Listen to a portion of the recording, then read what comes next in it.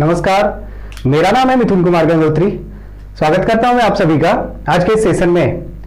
आज के सेशन में हम लोग सीखेंगे स्टैंडर्ड डेविएशन निकालना, मानक विचलन निकालने के लिए सीखेंगे आज।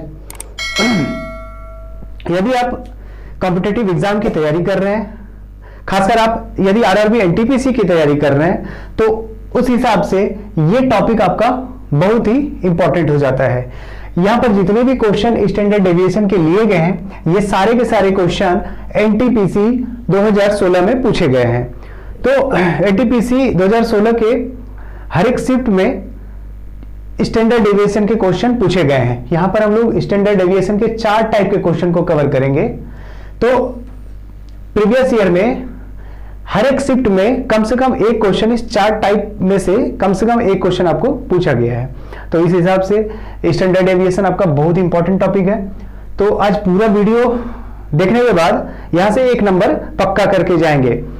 चलिए स्टार्ट करते हैं।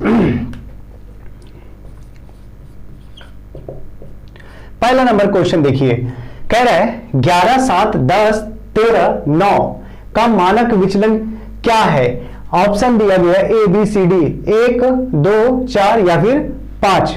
ठीक है, तो ये यहां पर क्या मिलेगा, एक डाटा मिलेगा, कुछ डाटा मिलेगा।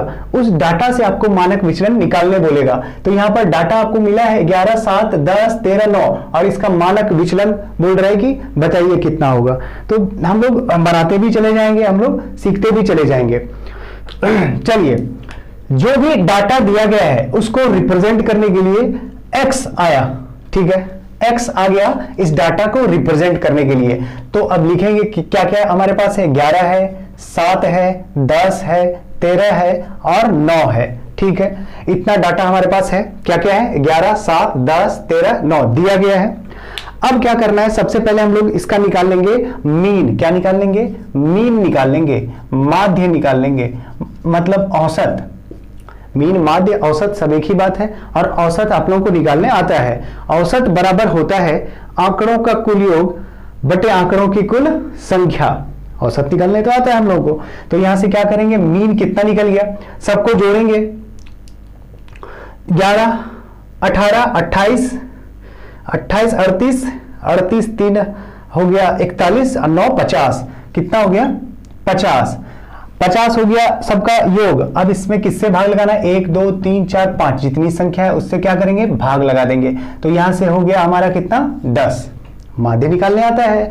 औसत बराबर हमको पता है क्या होता है, आंकड़ों का कुल योग बटे आंकड़ों की कुल संख्या। तो यहां से सबको जोड़ दिए और जितना संख्या उससे भाग लगा दिए, आपका माध्य निकल गया कितना, मीन निकल गया कितना, 10। उसके बाद नेक्स्ट स्टेप क्या करना है, नेक्स्ट में करना है क्या, अब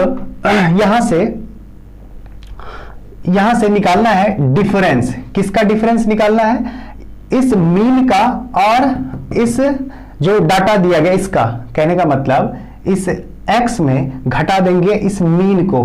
तो इस मीन के लिए m ले लिए हम लोग, निकालेंगे। देखिए क्या होता है, यहां से अब 11 में जाएगा 10 तो बचेगा कितना, 1। 7 में जाएगा 10 तो -3। इस 10 में जाएगा 10 तो 0। 13 में जाएगा 10 तो 3। 9 में जाएगा 10 तो -1। क्या कर दिए हम लोग, डिफरेंस कर दिए। किसका, इस डाटा में से इस मीन को हम लोग घटा दिए तो हो गया डिफरेंस। फिर अब नेक्स्ट स्टेप क्या करना है, जितना भी हमको अंतर मिला है इन सब का क्या निकालना है, स्क्वायर। ठीक है, क्या निकालना है, स्क्वायर निकालना है। अब क्या करेंगे हम लोग, 1 का स्क्वायर कर देंगे, -3 का स्क्वायर कर देंगे, 0 का स्क्वायर, 3 का स्क्वायर और फिर -1 का स्क्वायर। कितना आया, 1, -3 का स्क्वायर कितना, 9, 0 और ये 3 दिया 9 और यहां से 1। ठीक है, सबका स्क्वायर कर दिए। तो स्क्वायर क्या करता है, जहां जहां भी माइनस आएगा तो उस माइनस को क्या कर देगा, प्लस कर देगा स्क्वायर। ठीक है, तो जहां भी माइनस आएगा स्क्वायर के कारण सब क्या हो गया, प्लस हो गया। उसके बाद अब क्या करना है, नेक्स्ट स्टेप क्या करना है, अब यहां से समेशन करना है, यहां से जोड़ना है सबको। समेशन के लिए क्या आता है, सिग्मा। समेशन को सिग्मा रिप्रेजेंट करता है, समेशन ऑफ डी स्क्वायर। सबको जोड़िए आप, 9 1 10 और 9 एक 10, 10 10 कितना हो गया, 20 हो गया। ये यहाँ पर ये सिग्मा ये है, सिग्मा किसको रिप्रेजेंट कर रहा है, समेशन को, योग को, ठीक है, जोड़ को रिप्रेजेंट करता है समेशन। अब यहां से बोलेंगे कि समेशन ऑफ डी स्क्वायर, अब जैसे ही इसमें क्या करेंगे हम लोग, n से भाग लगाएंगे तो वही कहलाता है हमारा प्रसरण। देखिए समेशन ऑफ डी स्क्वायर और इसमें भाग लगा देंगे n से। n मतलब क्या, जितना आंकड़ा हमारे पास दिया गया है 1 2 3 4 5, तो यहां पर n बराबर कितना है, 5 है। तो यही चीज हमारा कहलाता है प्रसरण। क्या कहलाता है, प्रसरण कहलाता है। इसी को वेरिएंस बोलते हैं, वेरिएंस, प्रसरण। अब मानक विचलन आपको निकालना है ना, तो मानक विचलन बराबर होता है, स्टैंडर्ड डेविएशन बराबर होता है अंडर रूट प्रसरण, अंडर रूट प्रसरण। मानक विचलन standard deviation is equal to under root variance, मानक विचलन बराबर अंडर रूट प्रसरण। तो जितना भी प्रसरण आएगा उसका आप वर्गमूल निकाल लेंगे तो वही होता है मानक विचलन, ठीक है। तो यहां पर कितना आया है, मानक विचलन यहां पर चाहिए हमको, तो प्रसरण कितना हो गया, समेशन ऑफ डी स्क्वायर, तो ये 20 है अपॉन कितना n, तो n यहां पर कितना है 1 2 3 4 5, तो 5 से इसमें क्या कर देंगे, भाग लगा देंगे, तो 5 चौके 20, ये अंडर रूट 4 मीन्स रिजल्ट कितना आ गया 2, तो इसका आंसर कितना हो जाएगा 2, ठीक है, समझ में आ रहा है। तो यहां पर करना क्या है, पहले आप उस डाटा को लिख दीजिए, फिर उसका मीन निकाल दीजिए, फिर उस मीन को इसको डिफरेंस करना है। अब यहाँ माइनस प्लस का उतना झमेला इसलिए नहीं रहेगा कि इसका स्क्वायर करना है, स्क्वायर जब करेंगे तो माइनस आपका प्लस हो जाएगा, जितना भी निगेटिव वाला है सब पॉजिटिव हो जाएगा, तो कोई टेंशन नहीं है। डिफरेंस कर दीजिए, सबका स्क्वायर कर दीजिए, कर दिए, उसके बाद जोड़ दीजिए और जितना संख्या उससे भाग लगा दीजिए और उसका वर्गमूल निकाल दीजिए, आपका आंसर हो जाएगा। तो फाइनली यहाँ क्या मिला कि प्रसरण बराबर क्या होता है, summation of D square upon n, तो n यहां पर क्या है, जितना आंकड़ा दिया हुआ है, ठीक है, आंकड़ों की संख्या n। अब मानक विचलन बराबर होता है अंडर रूट प्रसरण, ठीक है, आपका आंसर निकल जाएगा। नेक्स्ट क्वेश्चन भी कर लेते हैं हम लोग इसी हिसाब से।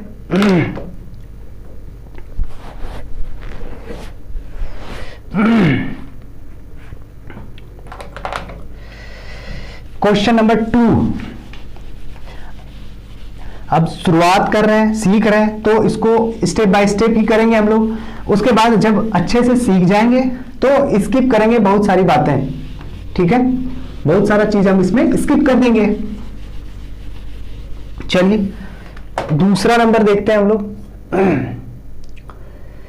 दूसरा नंबर देखिए, कह रहे 10 11 12 9 8 समुच्चय का मानक विचलन क्या है, 1 या √2 या फिर 2√2, है ना, इसमें से कौन सा इसका मानक विचलन होगा। तो हम लोग क्या करेंगे, लिख देंगे उस संख्या को 10 11 12 9 8, ठीक है। अब इसका यहाँ पे क्या निकाल देना, मीन निकाल देना, आंकड़ों का कुल योग बटे आंकड़ों की कुल संख्या, 10 21 33 41 और 8 कितना हो गया, 10 21 33 और 33 9 42 42 8 50 और अपॉन कितना 1 2 3 4 5, तो फिर से कितना आ गया 5, तो आपका मीन कितना निकल गया 10। अब क्या करेंगे, यहां पर डायरेक्ट हम लोग डी स्क्वायर निकाल लेते हैं, डायरेक्ट डी स्क्वायर निकाल लेते हैं, क्योंकि हमको एक बार डिफरेंस करना है फिर स्क्वायर निकालना है, तो हम लोग डायरेक्ट डिफरेंस करते जाएंगे और स्क्वायर करते जाएंगे। तो यहां से क्या करना है, मीन निकल गया अपना, उसके बाद हम लोग डायरेक्ट डी स्क्वायर करेंगे, डिफरेंस करके और उसका स्क्वायर भी करते चले जाएंगे।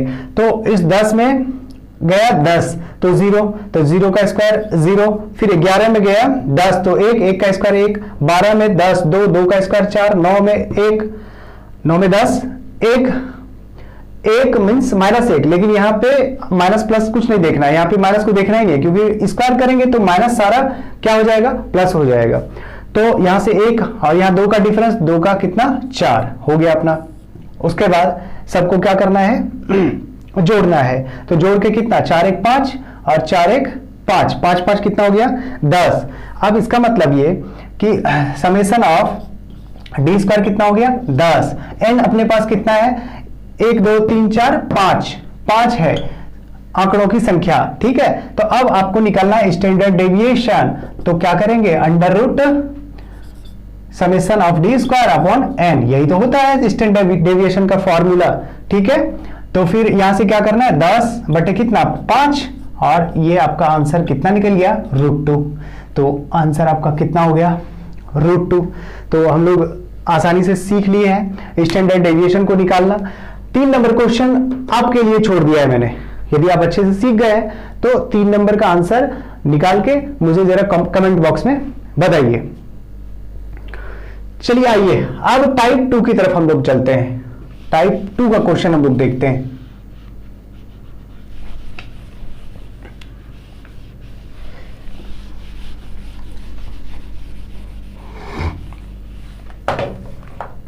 क्वेश्चन नंबर पहला टाइप 2 का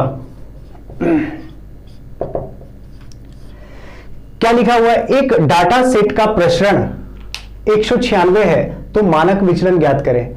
एक डाटा सेट का प्रसरण 196 है तो मानक विचलन ज्ञात करें। तो मानक विचलन बराबर क्या पढ़े अभी, मानक विचलन बराबर पढ़े अंडर रूट प्रसरण, ठीक है। तो यहां पर इसी से अपना ये टाइप 2 का क्वेश्चन पूरा कवर हो जाएगा, ठीक है। यहां से मानक विचलन बराबर अंडर रूट प्रसरण होता है, तो यहां पर मानक विचलन दिया रहेगा प्रसरण पूछेगा, या फिर प्रसरण दिया रहेगा तो मानक विचलन पूछेगा।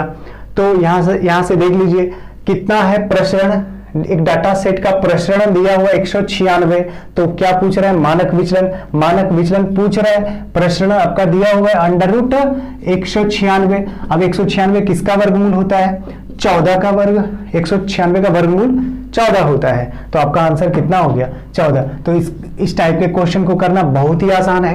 तो यहां से 2 ही चीज दिया रहेगा, 2 में से 1 चीज दिया रहेगा, मतलब प्रसरण दिया रहेगा तो मानक विचलन पूछेगा, और मानक विचलन दिया रहेगा तो प्रसरण पूछेगा। तो बहुत ही आसान हो गया। अब तो इसके क्वेश्चन को करने के लिए हमको किसी कॉपी पेन की जरूरत नहीं पड़ेगी, हम लोग मुंह जबानी बनाएंगे। एक डाटा सेट का मानक विचलन 12 है, इस बार मानक विचलन दे दिया कितना 12, और पूछा क्या है प्रसरण, तो अंडर रूट मान लीजिए प्रसरण x है, तो अब क्या होगा ये रूट आपका इधर आके स्क्वायर हो जाएगा, और बोलेंगे 12 का स्क्वायर कितना होता है 144 होता है, तो प्रसरण का आंसर कितना हो जाएगा 144। तो जैसे ही ये क्वेश्चन देखेंगे वैसे ही हम लोग आंसर करेंगे। जैसे आपका 3 नंबर क्वेश्चन, एक डाटा सेट का प्रसरण 361 है तो मानक विचलन पूछ रहा है, तो प्रसरण का क्या कर देना है वर्गमूल निकाल देना है। तो 361 का वर्गमूल कितना होता है 19 होता है, तो आपका आंसर कितना हो जाएगा 19। चौथा नंबर क्वेश्चन, एक डाटा सेट का प्रसरण 81 है तो डाटा सेट का मानक विचलन कितना होगा 81 का क्या करना है वर्गमूल निकाल देना है, तो आपका आंसर कितना हो जाएगा 9 हो जाएगा। ठीक है, समझ में आया। तो अभी हम लोग स्टैंडर्ड डेविएशन के 2 टाइप के क्वेश्चन कवर किए, टाइप 1 और टाइप 2। तो टाइप 2 तो बहुत ही आसान हो गया। टाइप 1 के क्वेश्चन को भी हम लोग अच्छे से सीख लिए करना। टाइप 1 के क्वेश्चन को हम लोग क्या करेंगे 2-3 बार प्रैक्टिस करेंगे, और भी बहुत सारा प्रीवियस ईयर का क्वेश्चन हम लोग उठा के वहां से बनाएंगे, तो ज्यादा कॉन्सेप्ट क्लियर हो जाएगा। अब यहां से जब भी आपको स्टैंडर्ड डेविएशन के क्वेश्चन मिलते हैं तो चेहरे पे आ जाएगी मुस्कुराहट, क्योंकि आपका 1 नंबर वहां से पक्का हो जाएगा।